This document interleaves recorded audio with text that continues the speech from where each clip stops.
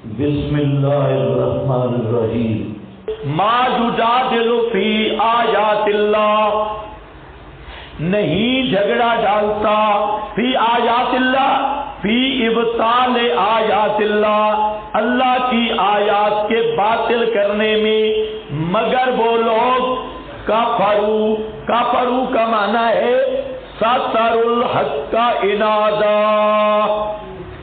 سطر الحق عنادا، جنہوں نے جان بوجھ کر ضد کی وجہ سے حق کا انکار کیا۔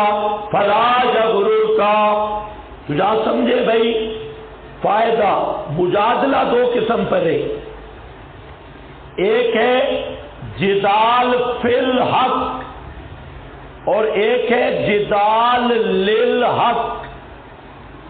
جدال فی الحق، حق کو مٹانے کے لیے جھگڑا ڈالنا، جدال کرنا، جیسے تمام اہل بدعت، اہل شرک، ملحدین سب اہل حق سے جھگڑتے ہیں، جدال کرتے ہیں حق کو مٹانے کے لیے۔ یہ جدال فی الحق، یعنی حق کو باطل کرنے کے لیے جھگڑا ڈالنا۔ دوسرا جدال للحق، اثبات حق، احقاق کے حق، اظہار حق کے لیے جھگڑا کرنا، یہ سنت الانبیاء اور سنت وراثت الانبیاء ہے، اور یہ محمود ہے۔ جادلہم باللتی ہے یا لا تجادلوا اہل الکتاب الا باللتی ہے یا احسن، جادلہم، یہ وظیفۃ الانبیاء ہے۔ یہاں پر مجادلہ سے مراد کون سا مجادلہ ہے؟ فی آیات اللہ، جدال فی الحق۔ یہاں پر دو عبارتیں آپ کے پاس لکھی ہے، بہت کام کی۔ ایک حضرت عبداللہ ابن عمر فرماتے ہیں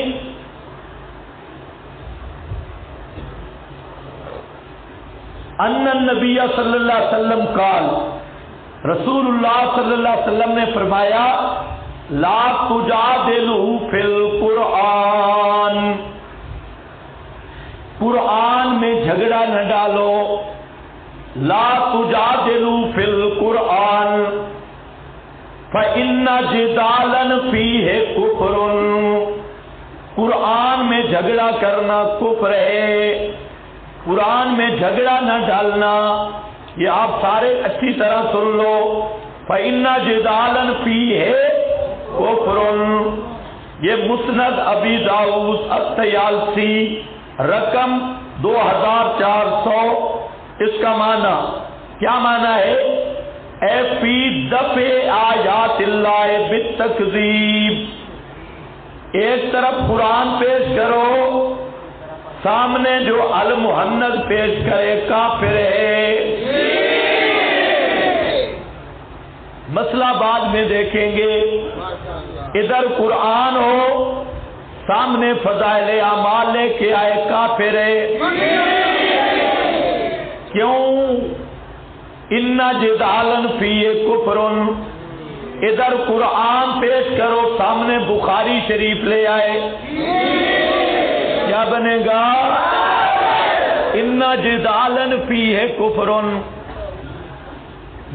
اب تو تھوڑا سانس ٹھنڈا ہو گئی ہے۔ قرآن کی عظمت ہو تو پھر ٹھنڈا نہیں ہوتا۔ ایک طرف قرآن کا مسئلہ ہو، مقابل کوئی چیز پیش کرے قرآن کے تقابل میں، تو مسئلہ بعد میں دیکھیں گے، لیکن یہ کافر پہلے ہے۔ ان جدالا فیہ کفر، قرآن میں جدال کرنا یہ کفر ہے۔ قرآن کا ادب یہ ہے، یہی وجہ ہے آج تک آل عرب میں یہ بھائی یہ پنکھے دونوں بند کر دو. آج تک آل عرب میں یہ ہے کہ جب قرآن بیان کرو تو فوراً خاموش ہو جاتی، کیونکہ انہیں پتہ ہے کہ جدال فی القرآن کفر ہے. اور یہ جو ہے آگے اجمی ملنگ، اس کو قرآن پیش کرو 100 دفعہ تب سے مت بھی نہیں ہوتا، تو یہ ہے اصل کافر.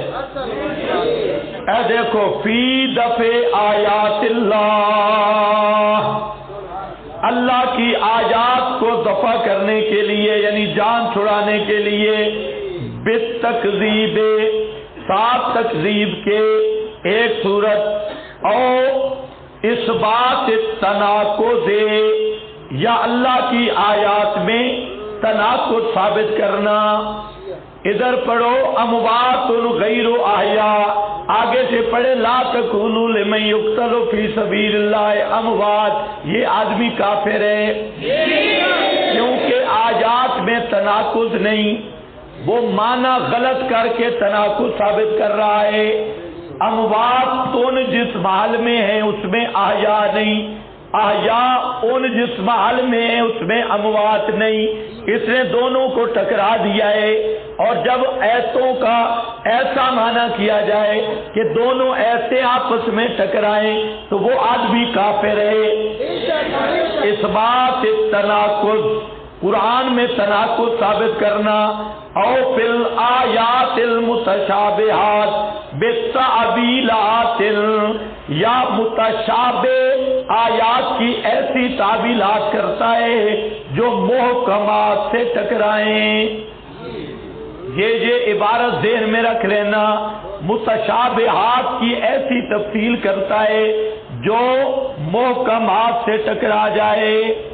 مثلا 3 چیزیں محکم ہیں، ایک موت کا معنی محکم ہے، دوسرا موت کا وقت الی یوم القیامہ یہ محکم ہے، تیسرا میت کا عدم ادراک دنیاوی یہ بھی محکم ہے. اب عذاب قبر کی کیفیت متشابہ ہے.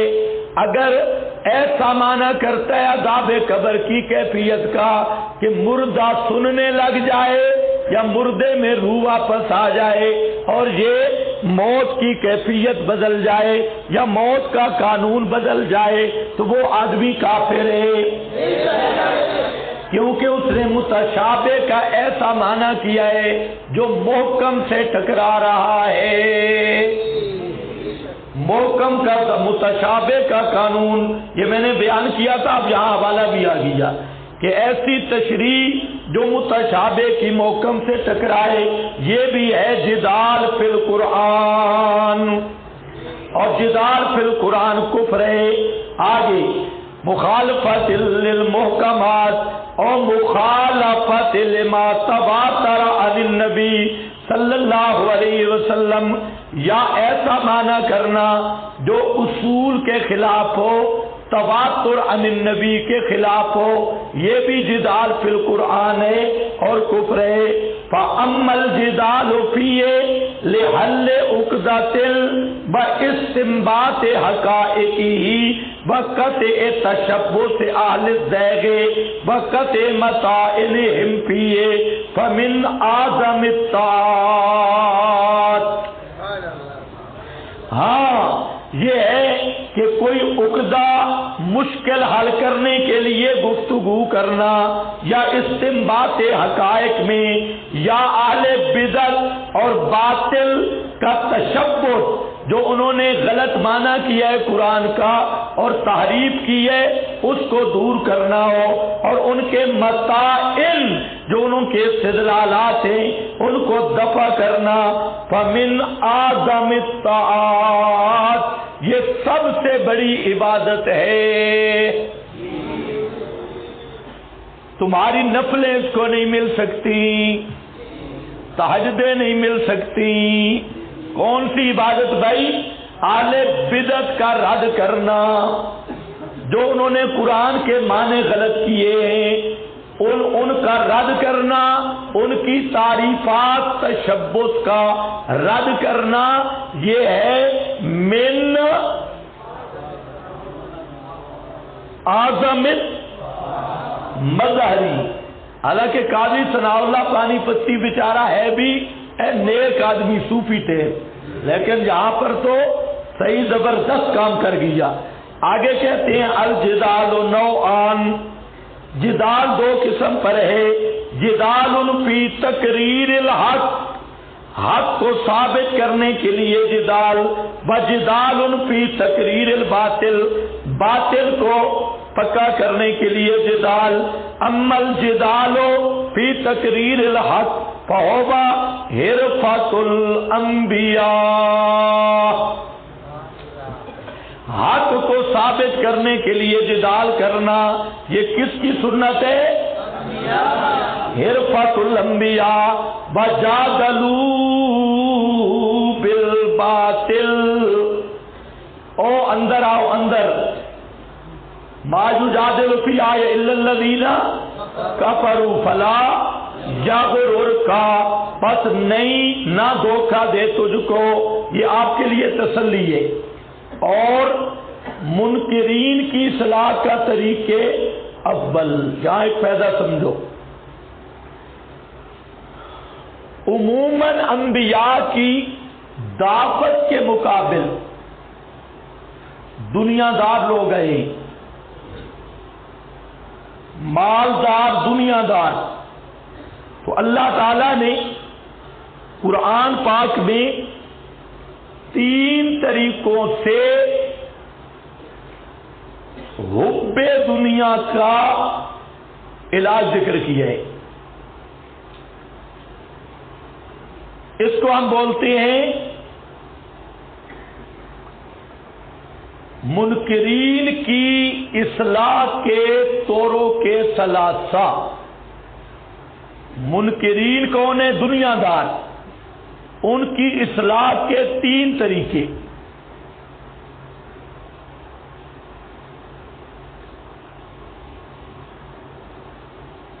نمبر 1، جس دنیا کی وجہ سے تم مسئلہ حق نہیں مانتے، یہ دنیا حقیر اور ذلیل ہے، اس کی کوئی حقیقت نہیں۔ نمبر 2، دوسرا طریقہ اصلاح کا، یہ دنیا کے اندر عذاب کا سبب ہے، دنیا کی وجہ سے مسئلہ نہیں مانتے، یہ دنیا کے اندر سبب ہے عذاب کا۔ اور نمبر 3، یہ دنیا جس کی وجہ سے مسئلہ نہیں مانتے، قیامت کے دن عذاب کا سبب بن جائے گی۔ یہ 3 طریقے جا بجا قرآن میں آتی ہیں منکرین کی اصلاح کے۔ یہاں پر آپ کے پاس لکھا ہے فلا یغررک، منکرین کی اصلاح کا طریقے اول، پہلا طریق تقلب باب تفاعل کی مصدر ہے، اور باب تفاعل کا خاصہ ہے قلت اور حقارت، مصدر میں تقلیل اور تحقیر کا مضمون ہے۔ ایک، نہ دھوکہ دے تجھ کو، تقلبہم، مٹک مٹک کے چلنا ان کا، تجارت کے لیے، سیر و سیاحت کے لیے، فی البلاد، شہروں میں، یعنی امن و امان بحدود دنیاویہ، تجارت و حکومت کے لیے۔ مطلب کیا ہے؟ ان کا یہ چال چلن اور مٹکنا یہ چند دنوں کے لیے ہے، یہ قلیل بھی ہے اور حقیر بھی ہے۔ تقلب میں وہ مصدر قلت و حقارت کے لیے ہے، اذربی تقلبہم فی البلاد، تو یہ دنیا حقیر بھی ہے اور قلیل بھی ہے۔ پہلا طریق کذبت قبلہم، اصلاح کا طریق ثانی، جنہوں نے دنیا کی وجہ سے مسئلہ نہیں مانا وہ دنیا میں تباہ ہو گئے. کچھ سمجھ گئے یا نہیں؟ وہ دنیا میں تباہ ہو گئے. یہ اصلاح کا طریقے ثانی. دوسرا طریقہ ہے اور تیسرا آگے آ رہا ہے. اولئک انہم اصحاب النار، انہم اصحاب النار. کذالک منکرین کی اصلاح کا طریقہ ثالث، دنیا کی وجہ سے حق نہ مانا تو یہ دنیا جہنم کا ذریعہ بن جائے گی. یہ تین طریقے آگے. یہاں ایک اور فائدہ بھی سمجھو. عذاب کے تین اسباب ہیں. الاسباب الثلاثہ للعذاب، عذاب کے تین اسباب. نمبر ایک تکذیب حق، نمبر دو جدال بالباطل، اور نمبر تین توہین رسل یا توہین دعات. توہین رسل یا توہین دعات، داعیان توحید کی توہین. کتنے اسباب ہیں عذاب کے؟ تین. حق کا انکار کرنا، تکذیب، حق اہل حق کے ساتھ جدال کرنا، اور تیسرا انبیاء کی توہین، داعیان حق کی توہین. یہ تین اسباب ہیں پورے قرآن میں عذاب کے. قرآن پڑھتے جاؤ یہ تین کہیں نہ کہیں مذکور ہوں گے. لیکن حضرت مولانا حسین علی صاحب رحمت اللہ تعالی علیہ فرماتے تھے کہ ان میں تکذیب حق بھی سبب ہے عذاب اللہ تعالیٰ کے غضب کا اور عذاب کا، لیکن اس پر اللہ مہلت دیتی ہے. اور جدال بالباطل یہ بھی سبب ہے اللہ کے غضب کا اور عذاب کا، لیکن اس پہ بھی اللہ تعالیٰ مہلت دیتے ہیں. اور تیسرا جو توہین رسل اور توہین دعات ہے، یہ وہ سبب ہے عذاب کا کہ جس کے بعد اللہ مہلت نہیں دیتے.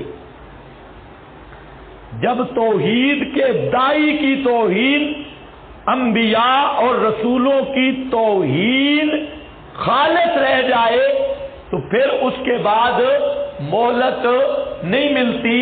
تو اصل سب سے اقوی سبب جو ہے وہ توہین دعات اور توہین رسول ہے. تکذیب حق بھی، جدال باطل یہ بھی ہے، لیکن سب سے کبھی کیا ہے؟ توہین رسول. تو عذاب کے کتنے اسباب ہیں؟ تین. یہ فوائد یاد رکھو تو پورے قرآن میں جاری ہوں گے. ہاں بھائی دیکھو آگے، فلا یغررک تقلبہم فی البلاد. یہ تسلی بھی ہے رسول اللہ صلی اللہ علیہ وسلم کے لیے. آپ جب دیکھتے کہ کافر آپ کا مسئلہ نہیں مانتے لیکن ان پہ کبھی عذاب ہی نہیں آیا، ان کے روزانہ استریاں دیکھیں، چلنا پھرنا دیکھیں، بازاروں میں آنا جانا، تو آپ اس سے پریشان ہوتے. اللہ نے فرمایا میرے پیغمبر پریشان نہ ہو.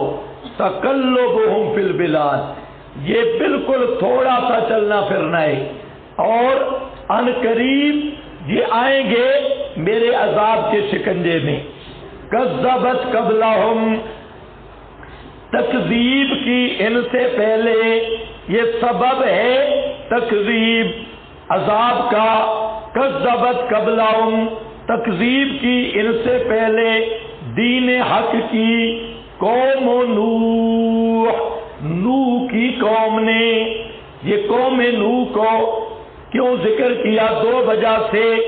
ایک تو یہ پہلی قوم ہے جس پر اللہ کا اسپیشل عذاب آیا، وہ قوم نوح ہے. اور دوسرا حضرت نوح اول رسول الی اہل الارض ہیں جو داعی توحید ہیں، جنہوں نے مشرکوں سے مقابلہ کیا، والاحزاب اور جماعتیں من بعدہم ان قوم نوح کے بعد، یعنی جدال کی وجہ سے معاندین کو دنیا میں عذاب دیتا رہا۔ وہمت دوسرا سبب آ گیا، ہمت کل امت برسولہم، ارادہ کیا ہر امت نے اپنے رسول کے ساتھ لے یاخذوہ، تاکہ رسول کو پکڑ لیں قتل کرنے کے لیے، جلا وطن کرنے کے لیے یا جیل میں ڈالنے کے لیے۔ وجادلوا بالباطل، اور جدال کیا باطل کے ساتھ، جادلوا بالباطل، جدال کیا کس کے ساتھ؟ تکذیب بھی آ گئی اور توہین رسل، اور جادلوا بالباطل جدال بھی آ گیا، تینوں اسباب آ گئے۔ جادلوا بالباطل، جادلوا بالباطل کا کیا معنی؟ جادلوا بالباطل شاہ ولی اللہ نے معنی کیا کہ مقابلہ کردن بے شبہات باطلہ، شبہات باطلہ کے ساتھ مقابلہ کیا۔ آپ کے پاس لکھا ہے جادلوا بالباطل، اے ہؤلاء جادلوا رسلہم بالباطل، باطل کے ساتھ جھگڑا، کیا معنی؟ بے اراد شبہات، سمجھو بے ارادش، باطل کا کیا معنی؟ شبہات پیش کر کے، مقصد کیا تھا؟